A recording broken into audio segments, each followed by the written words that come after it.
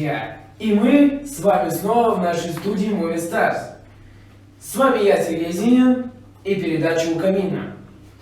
Сегодня у нас в гостях корреспондент телеканала «Самоклор» Тимирьянова Анастасия. Здравствуйте, Анастасия. Здравствуйте, Сергей. Здравствуйте, подписчики, зрители. Очень приятно, что вы меня позвали в роли эксперта. Расскажу, наверное, немножко о себе, вводное слово. Я работаю корреспондентом на телеканале «Самоклор» вот уже 3-й год и с радостью отвечу на все ваши вопросы. Хорошо. Анастасия, расскажите, пожалуйста, о вашем телеканале когда-то был создан? Когда он был создан? Если смотреть на все афиши «Самоклора», то он основан в 1997 году. Насколько я помню, вышел впервые в эфир 13 января уже 1998 года. Тогда он еще был сетевым партнером федерального канала, а уже сейчас он является своим, у него есть собственное вещание. То есть наш канал «Самоклор». Основной продукт – это новости. В принципе, это тоже большая такая программа, где мы ежедневно выезжаем на съемки, собираем важную полезную информацию и интересную, потом приезжаем в редакцию, обрабатываем и выдаем каждый день события 24 часа на 7. Помимо новостей мы делаем программу. У каждого журналиста есть своя собственная рубрика, тема программы. У меня, например, это Думская, 3D, думаю, депутат дела, рекламка небольшая. Раньше еще делала программу о деятельности главы города. Возможно, тоже когда-то возродим. Помимо новостей, программ, в эфире у нас крутятся мультфильмы, фильмы. Что еще интересно рассказать о канале? У нас, кстати, в редакции несколько отделов. Работает рекламный отдел, куда поступают все звонки, заявки о рекламе. Есть основная редакция, где сидят журналисты, редакторы. И есть операторская студия, там человек, наверное, 3-4 и плюс водители. Что еще интересное рассказать? Расскажите, пожалуйста, какова главная идея вашего телеканала? Идея телеканала – выдавать актуальные, а главное достоверные новости. Мне кажется, в таком большом мире, где происходит слишком много событий, людям важно знать именно достоверные факты, чтобы не как через сарафанное радио услышал, по-своему понял и передал уже другому человеку. А мы отбираем именно как раз достоверные факты и пытаемся сделать из них интересный сюжет. Чем телеканал «Самоклор» отличается от других телеканалов? Первое, что приходит в голову, это самый простой логотип и корпоративный цвет. Есть телеканалы, это в зеленом стиле, в розовом, голубой и белый. У нас это красный цвет корпоративный. Чем мы еще отличаемся? Количеством людей, например. Еще что приходит в голову, наверное, продуктом, потому что если мы выезжаем на одно и то же событие, где присутствуют наши корреспонденты и наши коллеги, и они все равно воспримут сюжет по-своему, посмотрят на него своим взглядом и передадут соответственно так же. И наши корреспонденты, они по-своему излагают какое-то событие, смотрят на него своим взглядом. И, наверное, мы тоже этим отличаемся продуктом. Хорошо. Анастасия, мы с вами почти коллеги. Я тоже веду передачу «У камина». В феврале будет год с моего первого интервью. Анастасия, расскажите, пожалуйста, как давно вы работаете на телеканале «Самоклор»? Когда началась ваша телевизионная история? Хороший вопрос, интересный. На «Самоклоре» я работаю 3-й год. 16 сентября этого года было ровно 2 года, с тех пор, как я пришла сюда. А вообще телевизионная карьера моя началась, наверное, лет в 16. Я когда училась в школе, я из города Стрижевого, это Томская область, здесь рядышком, всего 70 километров. У нас есть Центр дополнительного образования детей, где преподаватели обучают молодежь, в том числе с журналистики.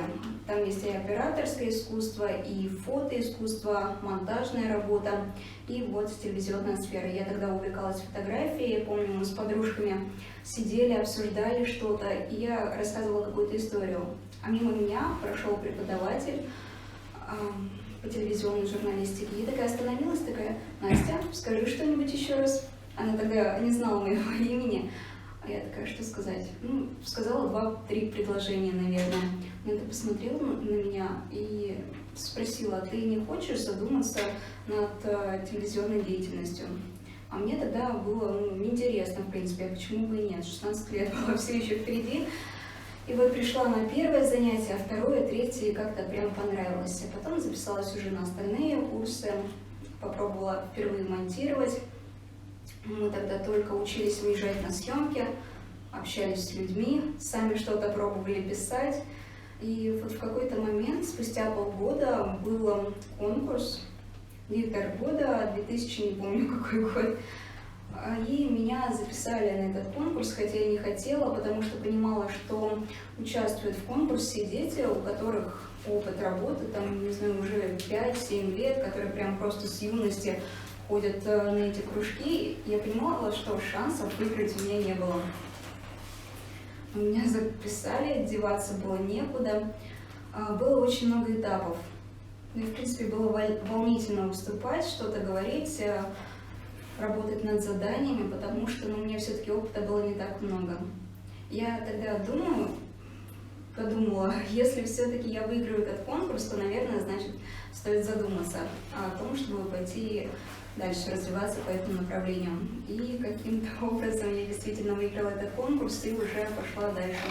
Поступила в университет в Екатеринбурге, Уральский федеральный. И окончила его успешно, и потом уже приехала в Нижневартовск. То есть сама я из Приживого, оканчивала университет в Екатеринбурге, и вот сейчас уже в Нижневартовске живу 3-й год. Сейчас очень модно быть блогером. Они также ведут прямые эфиры, рассказывают о новостях. А как вы думаете, чем блогер отличается от корреспондента и журналиста? Сложный вопрос, но давайте вы как блогер мне немножко поможете подумать. Наверное, блогер — это тот человек, который высказывает свое мнение. Например, тестирует какую-то продукцию, на собственном примере рассказывает о том, нравится ему это или нет. То есть он излагает свое собственное мнение. Мы, как журналисты, стараемся оставаться в стороне.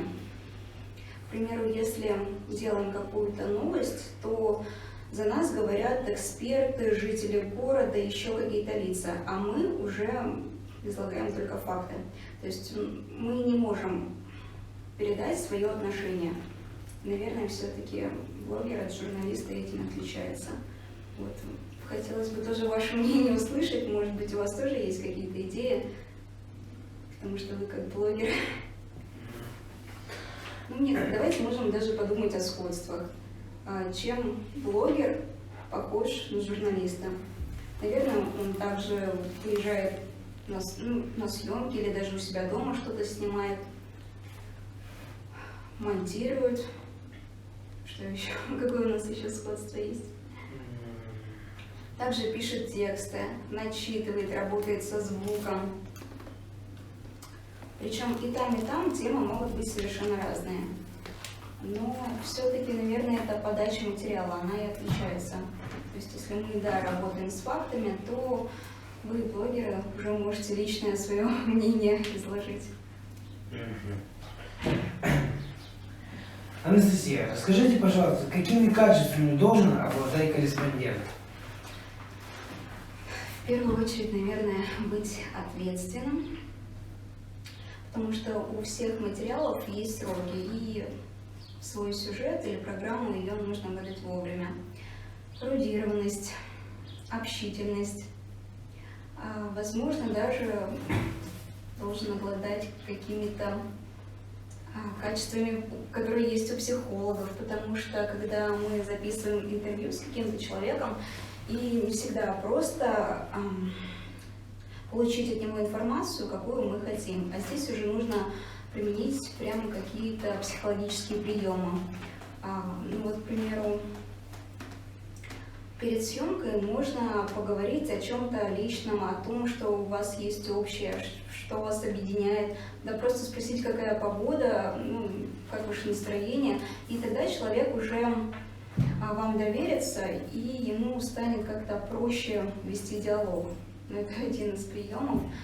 Ну, то есть, ну да, быть общительным. Пока, наверное, понимающим. Человек должен входить в проблемы другого человека, сострадать, понимать, потому что, к примеру, приехали мы на съемку, а у женщины в квартире невыносимый запах чего-либо. И тогда, чтобы она раскрылась и рассказала об этом подробнее, нужно расспросить, понять, посочувствовать. И она будет считать вас уже своим другом, и поэтому расскажет еще больше. Насколько сложна работа корреспондента? Работа корреспондента, она, я бы не сказала, что она сложная, она достаточно интересная, но есть и свои нюансы. Чтобы понять, какая она сложная и интересная, наверное, я расскажу про свой сегодняшний день. Утром приехала в редакцию, отдала на монтаж свой материал, достаточно большой. Перед этим я его до 7 вечера перекрывала, сама монтировала, потому что монтажер у нас сейчас один остался, журналистов много, и сюжетов тоже много. Вот. Потом поехала на съемку, мы снимали с депутатом про сквер железнодорожников, набрали подсъем, пообщались со спикером и здесь же набрали тоже опрос. Приехала в редакцию, скинула звуковую дорожку при службе дома, потому что они попросили. Это такие нюансы работы, но это тоже время и тоже какой-то труд. Потом приступила с одной темы, перешла на другую и уже начала заниматься специальным репортажем по нацпроекту «Жилье и городская среда».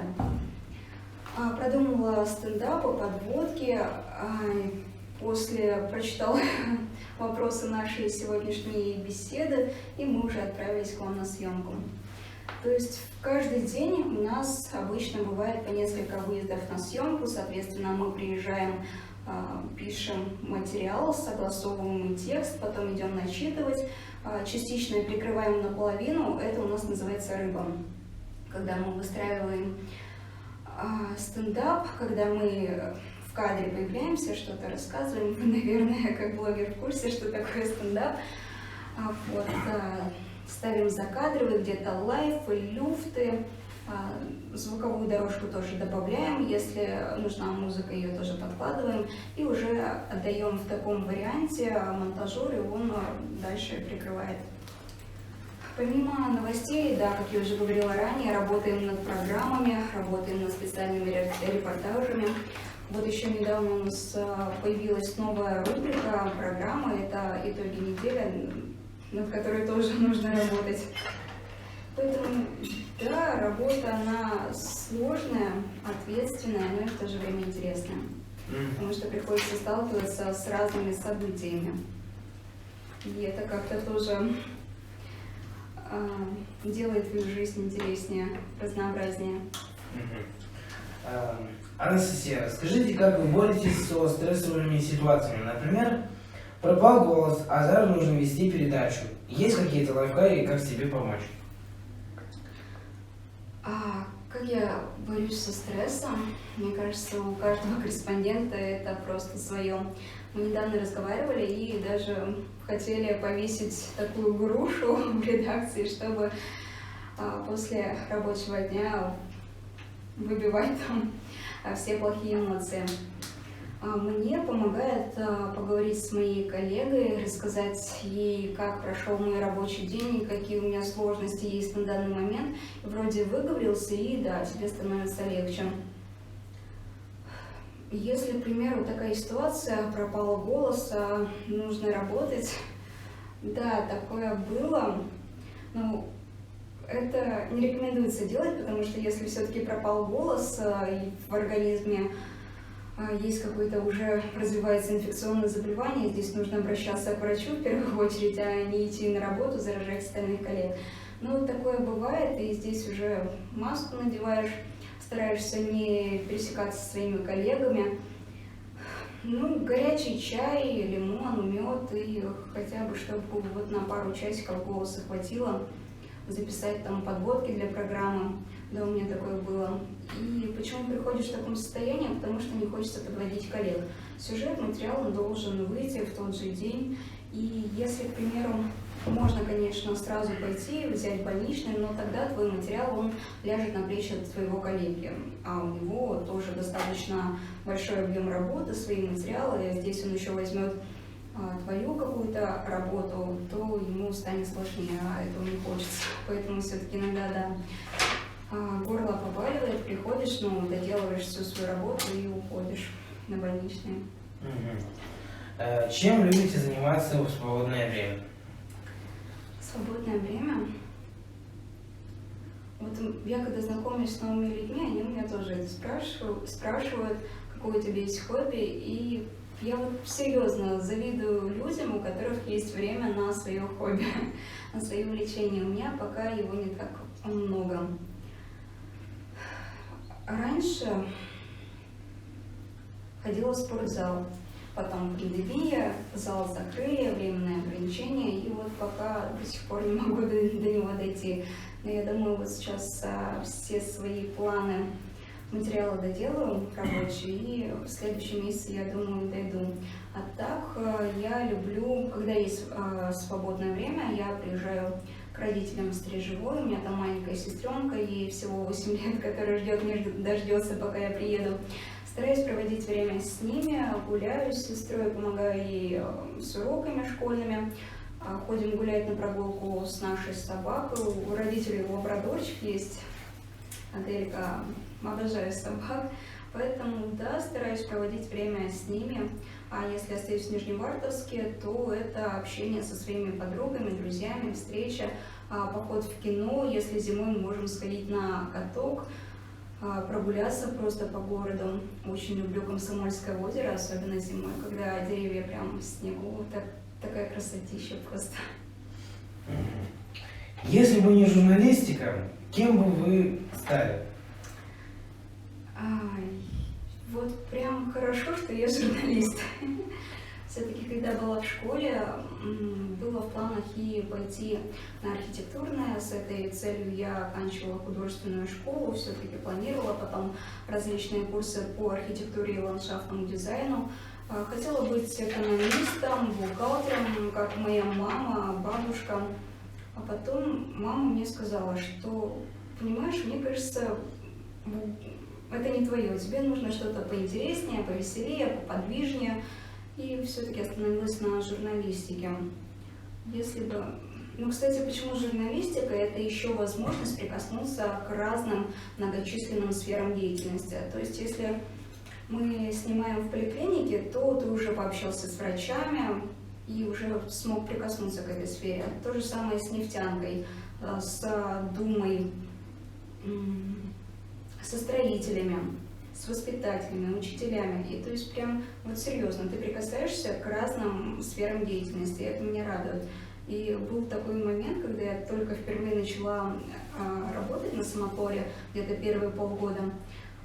Я съездила на месторождение, мне дали спецкостюм, сапоги огромные, штаны, куртку, каску. Я приехала после месторождения под впечатлением, позвонила маме, такая: алло, я хочу все-таки попробовать переучиться еще и по нефтяной отрасли. И то же самое после съемки с детского сада. Очень люблю малышей, поэтому тоже с ним недавно говорила, а как вообще вот с высшим образованием можно устроиться работать в детский сад. В принципе, если бы мне было бы лет 40 или я бы вышла уже на пенсию, я бы с удовольствием пошла работать воспитателем в детский сад, потому что Очень люблю малышей, деток, и это все-таки огромное удовольствие работать с ними. Ну и свою сферу деятельности я тоже люблю, поэтому я думаю, что хорошо, что я журналист. Здесь есть очень много плюсов. Это интересная работа, разнообразная. И, как я уже говорила ранее, возможность прикоснуться к разным сферам деятельности. Поэтому, если бы не журналист, я думаю, воспитатель, нефтяная отрасль, учитель, педагог, архитектор. Мне кажется, мне было бы интересно прикоснуться ко всем профессиям. Такой разносторонний человечек, которого интересует все.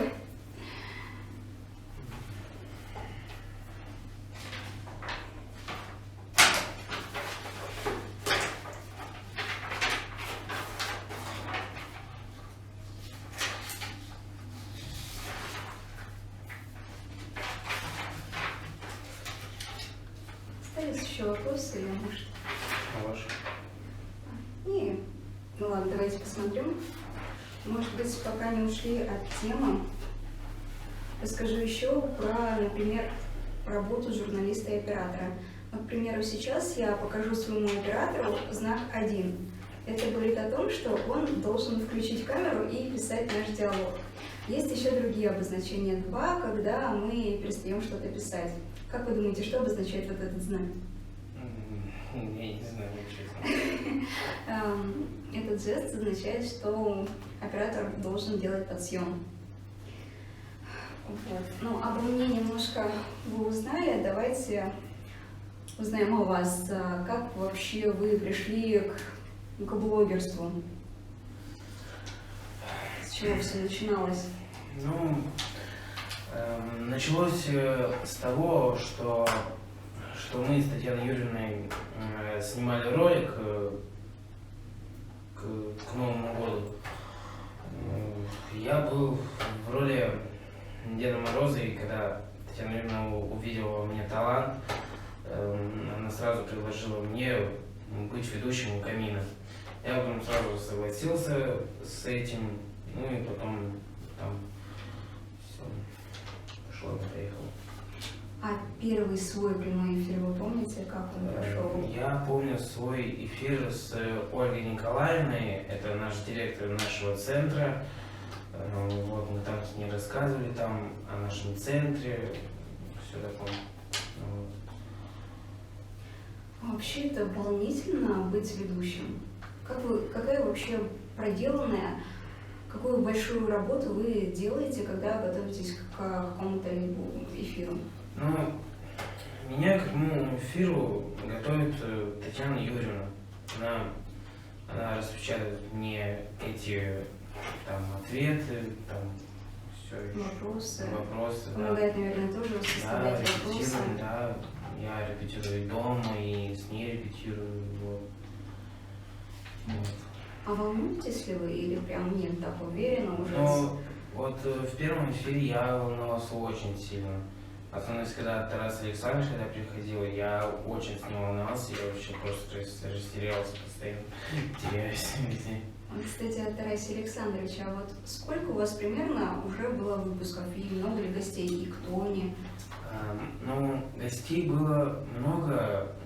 Была у меня второму эфиру Наталья Викторовна, мы с ней рассказывали о молодежном сленге.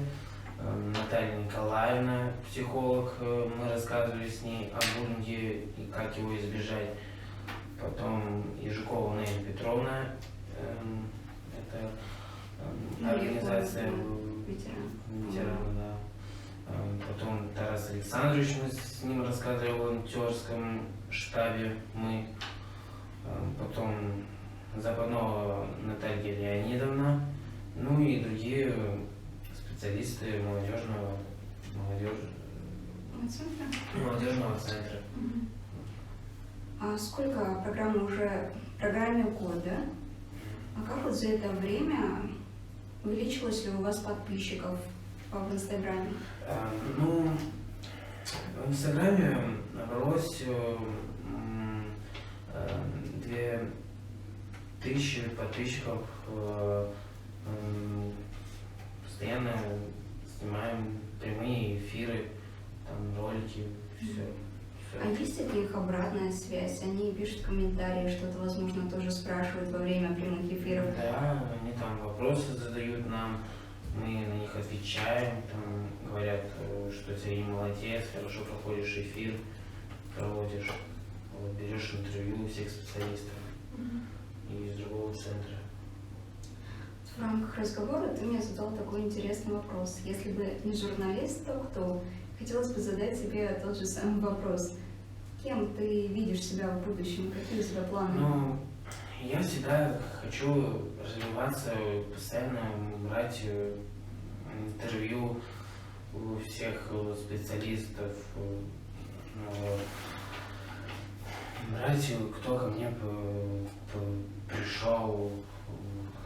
Вот. Я постоянно мечтаю быть ведущим во всем этом, брать интервью. Вот.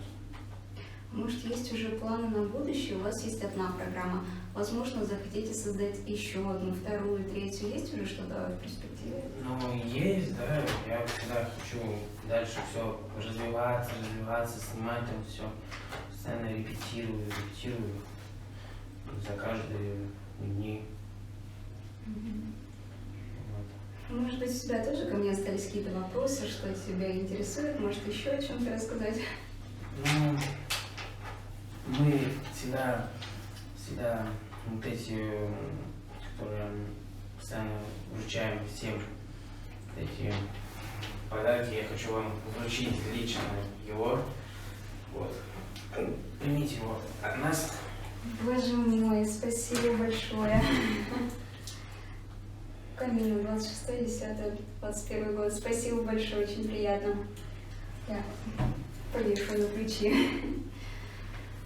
Было очень приятно познакомиться, общаться. Все-таки получился такой разговор искренний.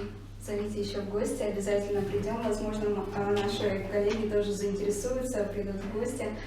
Очень классная у вас рубрика, и атмосфера, и декорации тоже соответствующие. Удачи вам!